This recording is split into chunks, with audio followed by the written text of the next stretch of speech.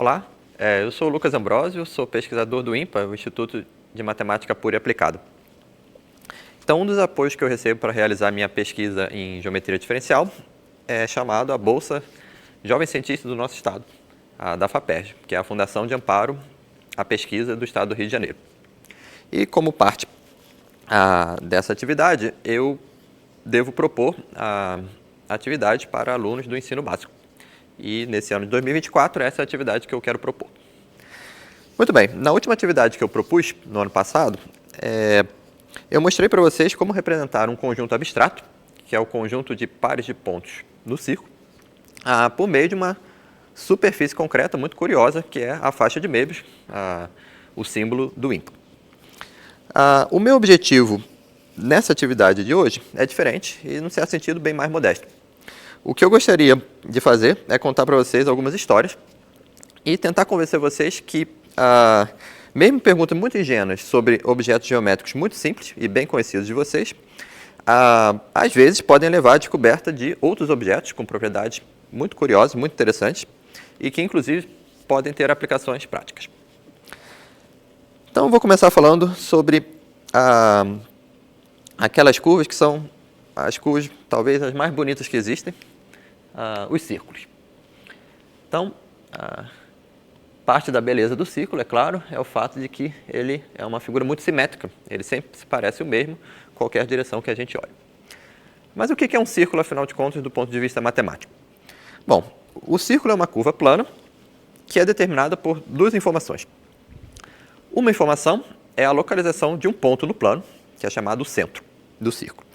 E a outra informação é um número real positivo, chamado o raio do círculo. Então, dado um ponto no plano O e um número real positivo R, o círculo de centro O e raio R nada mais é que o conjunto de todos aqueles pontos do plano que estão à distância exatamente R desse ponto dado O. Muito bem, então tudo isso é muito simples, bem conhecido de vocês, e talvez vocês estejam se perguntando, afinal de contas, que pergunta interessante a gente pode fazer sobre círculos? E é claro que aqui tem uma questão de gosto, mas uma pergunta que eu acho particularmente interessante é a seguinte: de que maneira a gente pode, por meio de medições geométricas, identificar o círculo e diferenciar ele de outras curvas planas? Então, de um ponto de vista bem concreto, por exemplo, toda curva fechada e simples no plano tem um comprimento e delimita uma região que tem uma certa área.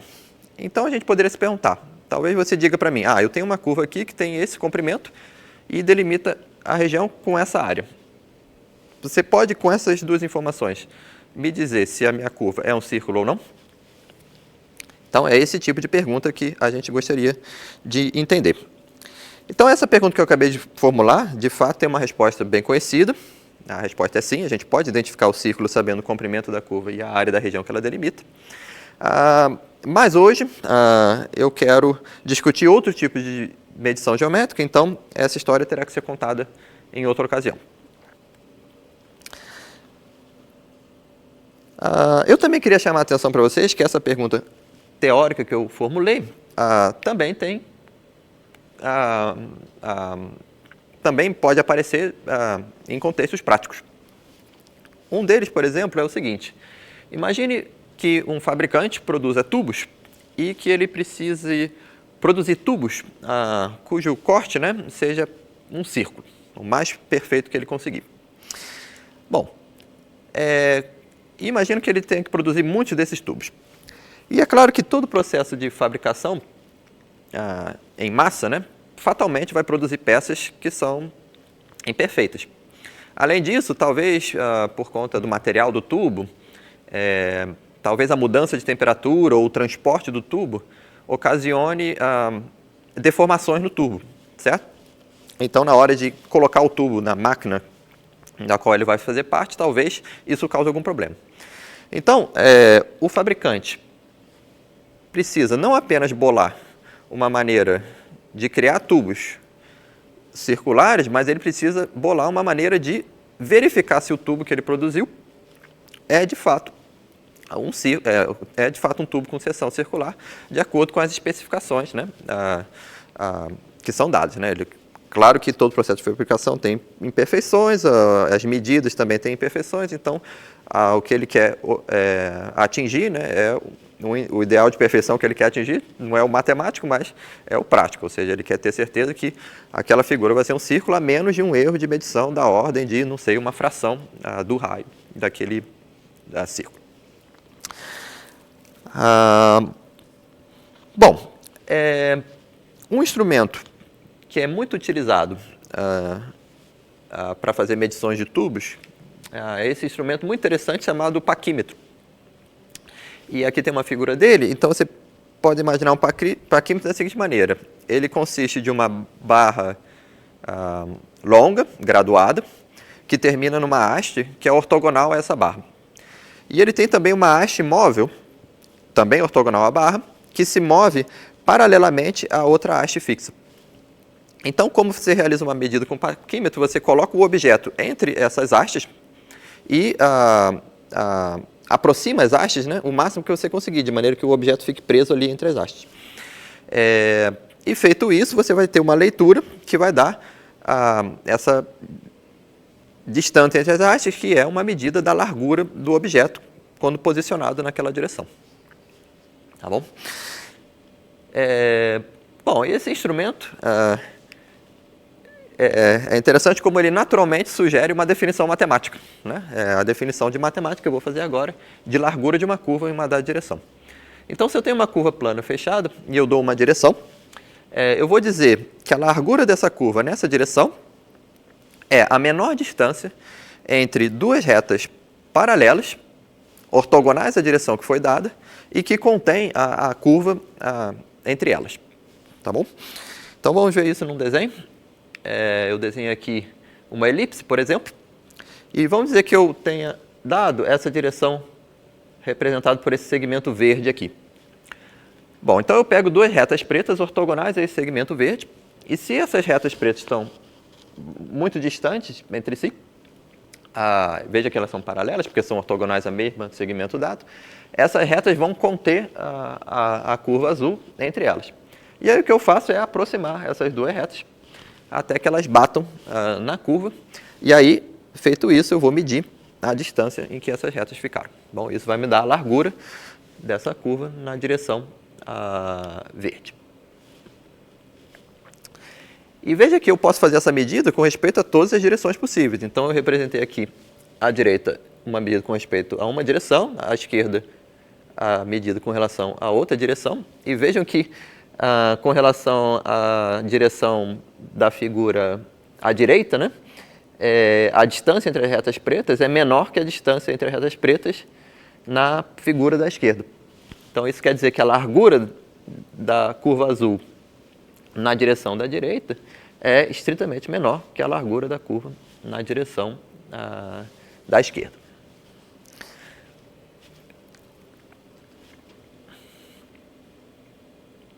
Certo?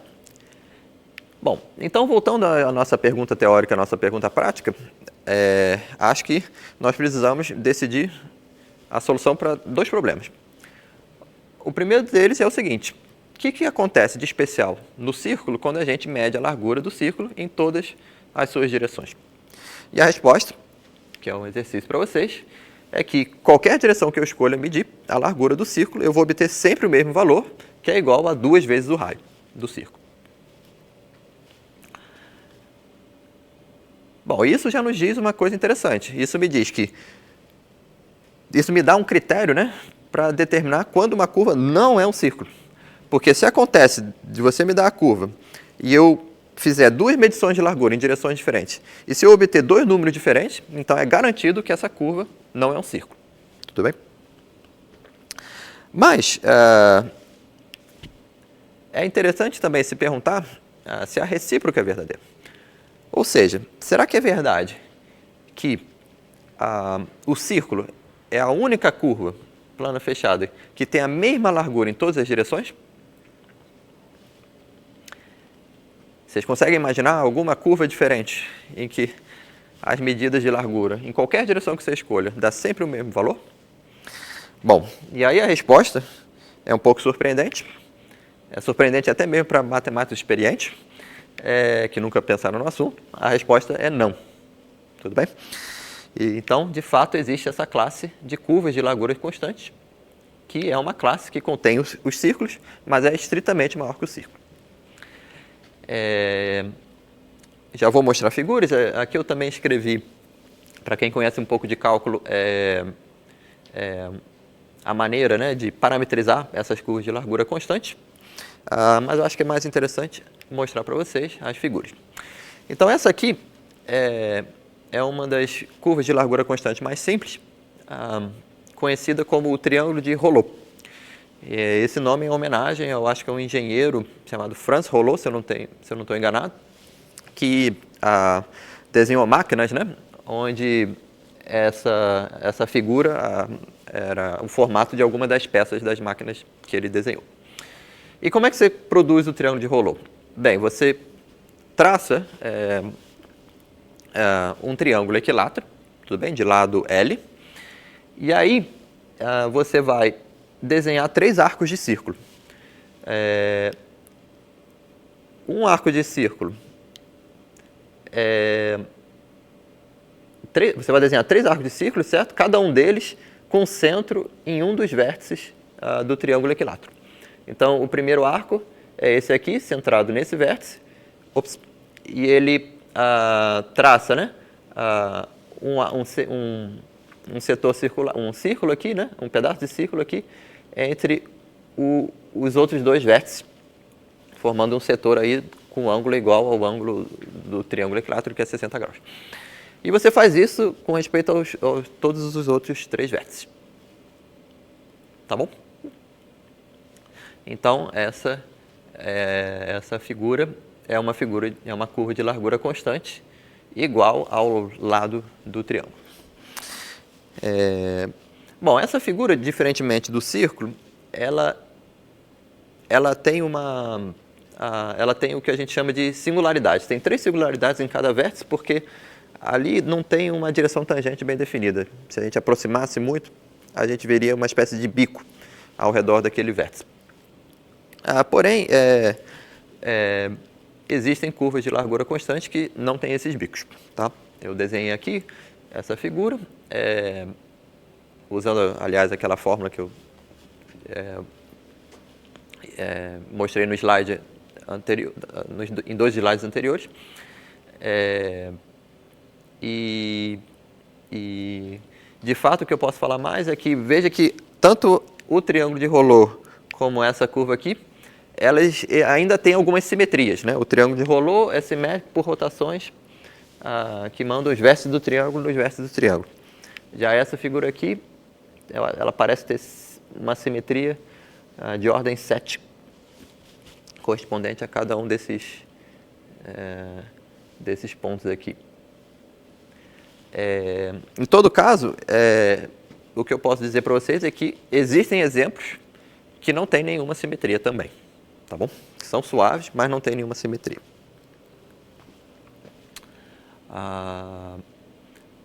Então, tá bom. Agora, voltando para a história do nosso fabricante de tubos, né? Eu queria contar essa história que é relevante, né? Essa história, melhor dizendo, que aconteceu na década de 80, que houve um lançamento de um ônibus espacial chamado Challenger, em 1986, um ônibus espacial da NASA, que infelizmente explodiu alguns minutos após o lançamento. E ninguém da tripulação sobreviveu, e foi um evento muito marcante para quem, por exemplo, porque o evento foi filmado, né? Estava sendo transmitido ao vivo, então muitas pessoas ficaram marcadas, né, por esse evento. E depois da explosão, é claro que houve um inquérito a fim de determinar as causas dessa explosão. E esse inquérito reuniu especialistas, engenheiros, cientistas, físicos. E uma das pessoas envolvidas nesse inquérito foi o prêmio Nobel Richard Feynman, o prêmio Nobel de Física americano, que Na época já estava perto do fim da vida dele, mas ainda assim ele se dispôs a participar do inquérito. E aqui eu reproduzi um trecho de um relato autobiográfico dele, em que ele reconta, né, os pensamentos que estavam passando na cabeça dele, as hipóteses que ele estava formulando para entender aquela explosão. Então, uma coisa que já estava determinada é que houve um vazamento de gás. Um gás que deveria estar contido em certos tubos encaixados, vazou. E isso foi uma das causas da explosão.